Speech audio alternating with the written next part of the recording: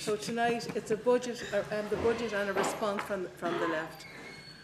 My question tonight is, how does the left respond to a war on the poor and the vulnerable in Ireland? And how does it respond to a really, really gross abomination and continuation of the class war?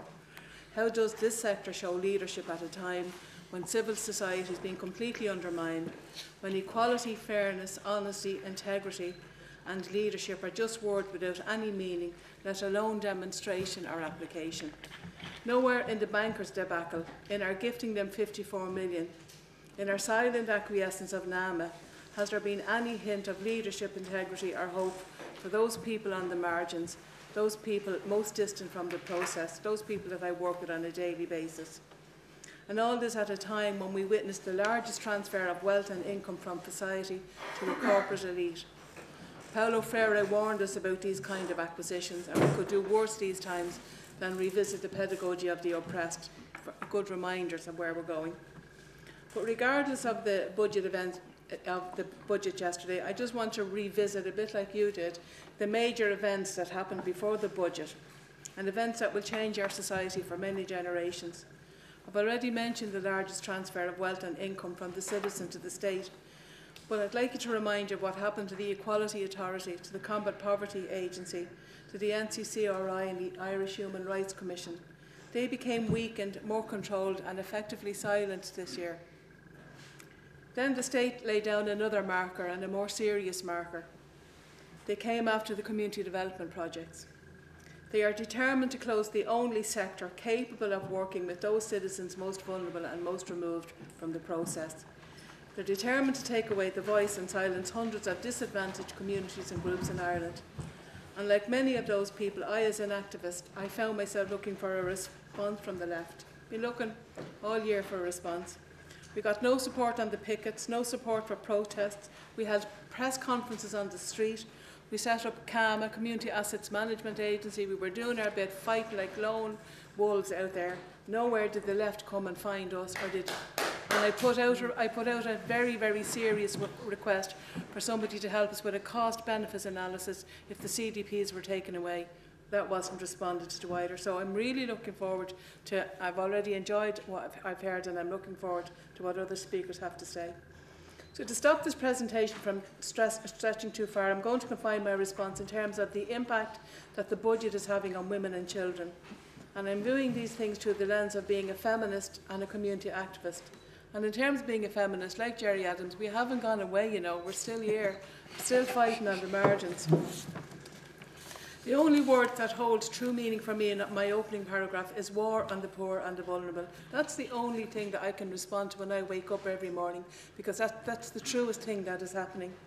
This budget is being carried on the backs of women and children who are poor, with the 10% drop in child benefit, and who are still parenting young people who have job seeker, their allowances slashed. Remember my earlier assertion about the war on the poor? Well, this is how it gets played out. Combat Poverty Agency has been a great ally to those groups working with disadvantage. They produced a research document in 2006, 3 years ago. The document is called Living Around the Poverty Line, and it highlights the fact that 60,000 families with children would fall into poverty if their weekly income was reduced by 10%, and that 30,000 families would fall into poverty if their weekly income was reduced by up to €5. So you can draw your own very evident conclusions from that. I know from my own research in Kilbarrack that women bear the brunt of poverty. Women manage family poverty, and it's women who have to manage the household budget, food poverty and heat poverty as well. And if they hadn't got enough to cope with, they now have to manage poverty in terms of those young men and women who've had their job seekers' allowance cut. Cutbacks or no cutbacks, these people will still have to be fed and clothed, and the budget doesn't bode well for positive relationships between those young people and their parents when poverty is in the picture. As well as policing the fridge, this woman now will have to police and motivate the disaffected, alienated teenager and young person in her household. Lenihan said these young people should return to education or training in order to be job ready. Yet his own budget contradicts these sentiments when he made cuts to VTOS and back to education initiatives and schemes. What jobs and what training are young people supposed to access? And what of those who were failed first time round by education? Are they to be failed again? Let's look now at those even more vulnerable, people who are caring for others who are ill, disabled and in need of support. Their miserable, measly allowance has been cut. Carers cannot avail of education, work or training, let alone respite. Couldn't even mention the respite word. They save the state a fortune and are given cutbacks as a reward. Again, a war on the poor and vulnerable. In addition to attacking the poor, the attacks on community development projects will further alienate the poor in Ireland. One advantage that these communities had was to be able to come up with local solutions to training and education. And the demise of the CDPs will take that away. Now, what does that mean? It means in Kilbarrack, I get 100,000 a year from Community Rural and Gaeltacht Affairs. And for every euro I get, I raise 6 additional euros in additional funding. I personally employ, the project in Kilbarrack employs 12 people because it's providing funding for, I'm paid by Craggy, my administrator is paid by Craggy. I run 3 childcare projects, I run a women's health group, and I employ 12 other people to that one small strand of training. That will be gone if I'm deemed non-viable. I could be out of a job on Monday. I could be deemed non-viable in a secret review that was conducted by Craggy, of which we weren't aware nor consulted about. If I am deemed viable, some people might breathe a sigh of relief and say, well, at least we have a job. We'll be merged with partnerships. The agenda will be set by the state. The agenda has already decided what the framework will be for the new programme, and it will be job creation and it will be education. It won't be about what Kilbarrack needs as a local response to a local problem. So if we have a drugs problem in the area, if we have a crime problem in the area, if we have a particular problem with services in the area, we will not be able to address those because the agenda is being set by the state. It has been an amazing coup d'etat. They have done such a good job. One of the advantages that the communities had where there was a CDP was they came up with local solutions, and they also, I think they were a very, very good example of local democracy, where you had begun to do citizenship work, you had begun to work with people who were predominantly working class people who were failed by education for a variety of reasons that everyone in this room is familiar with. They were enabled to articulate what their concerns were, they were enabled to lobby, they were enabled to do a whole pile of things that gave them a sense of power and a sense of purpose. The disbandment of the CDP will see the end of that. Some CDPs, as I said, will be non-viable, others will be deemed viable but merged with partnerships, but however we move forward, we'll be left isolated, more marginalised and invisible. There was a deafening silence from the left when these things were announced, and we cannot be accused of not letting people know.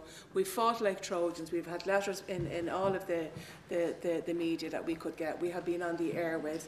We came to the point where we held conferences outside the GPO, press conferences. We didn't have the money to book hotels. But nowhere did anybody come and say, you do need support, you need help to carry your message forward. We were looking for it. We weren't proud about it. We needed it. But there's never been a greater need for response from the left. I have never had a greater need for guidance and leadership from the left. When the CDPs were first threatened, I sought leadership from the left, didn't find it, sent out email requests for economists from the left, looked for a cost-benefit analysis, and I looked one Monday morning to stop me going mad when I read paper 4 of the McCarthy report when he said, community development projects. He wrote a whole sector off in 5 words. No evidence of positive outcomes. 183 projects looking after hundreds of communities, hundreds of community groups. 12 years, in fact 20 years of reports gone in, 20 years of evaluations, and he could say no evidence of positive outcomes. What a bollocks! And I went and I looked, I came on the internet and I looked, can anybody help me to compose an open letter refuting that statement? Left on my own. So I didn't get me letter for the McCarthy report, none came. I searched for commentary, letters to the editor, awaited phone calls, it never became. Then my war became that day, where the fuck is the left? Why the silence? And I'm asking these questions again here this evening. I welcome help from whoever gives it, regardless of ideological differences or historical issues or power games. And I'm going to quote a woman here. Her name is Audre Lorde. She's a black feminist poet. She was actually powerful before she died on the class issue. And she wrote one time of the struggle that was going on in the women's movement about different ideologies. But she said, we all stand on the edge of each other's battles. And that's exactly what we're doing here tonight. We're standing on the edge of each other's battles, but it's the same battle.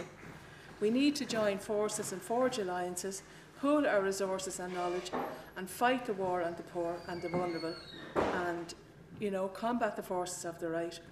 And listen, folks, can we start that this evening, please?